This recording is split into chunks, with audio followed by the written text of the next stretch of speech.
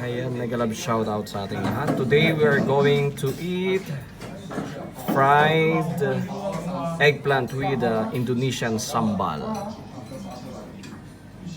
Look how good it is.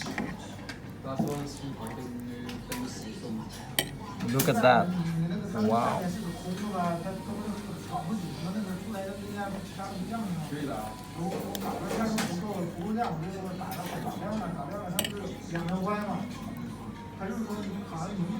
Yan, sarap. So delicious.